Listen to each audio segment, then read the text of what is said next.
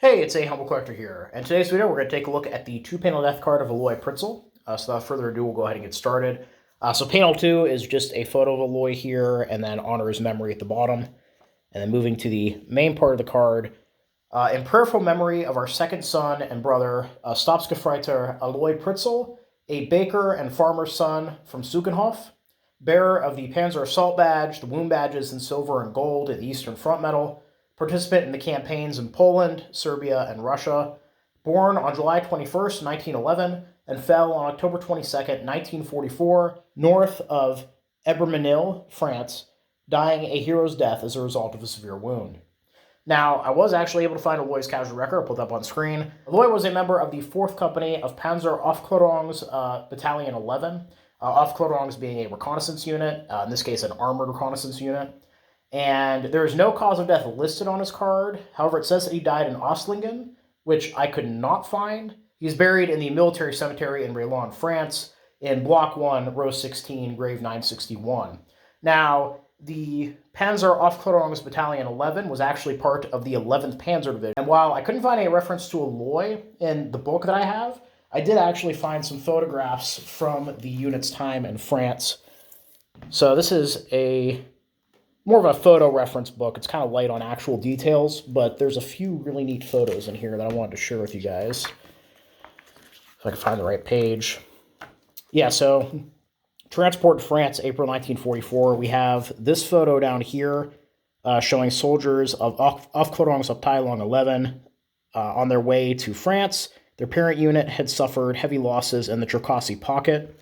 So here we actually do have some of the soldiers from that unit. And then going to this page here, again at the bottom, we have Unteroffiziers Parsch and Officer Cadet Grev of the Aufklarungs Abteillung 11 posing on the roof of a railway car while their transport train is already passing the Vosges Mountains. And then moving on here, we can see a ceremonial burial of Corporal Grund of the unit, who was killed in action near Saint Foy on June 21st, 1944, just shortly after the Normandy landings. And then the last photo that I'd found here,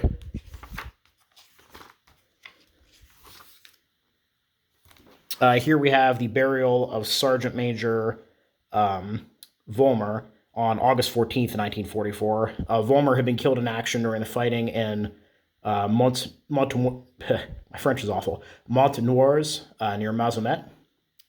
So yeah, it seems like once they actually got into France and the Normandy landings took place, they started taking some pretty heavy losses.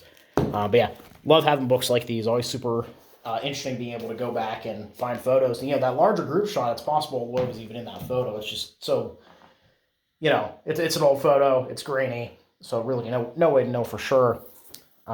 Moving down to the bottom of the card here. Farewell, a hard parting word, but I moved on in good spirits. In a distant country, in a hot battle, I often thought of you. Goodbye. Then God called me. My fate was the death of a soldier, so console yourself. Look up at heaven. What God is doing is well done. The silver and gold wound badges speak to the fact that he was wounded in combat many times throughout the Eastern campaigns. And the Panzer Assault Badge, of course, showing that he'd fought in quite a few battles. So, yeah, somebody who saw a lot of action and bore witness to essentially the rise and fall of the German military from, the early parts of the war through the, slow retreat on the Eastern Front all the way to the Normandy landings in the West. So, super interesting card. Definitely, if you just pick it up and read it, it doesn't look like much, but then you do the research, it kind of ties everything together. So I hope you guys all really enjoyed the video. Please leave a comment down below. Love hearing from you guys. Thank you all for watching. Happy collecting, and I'll see you all again very soon.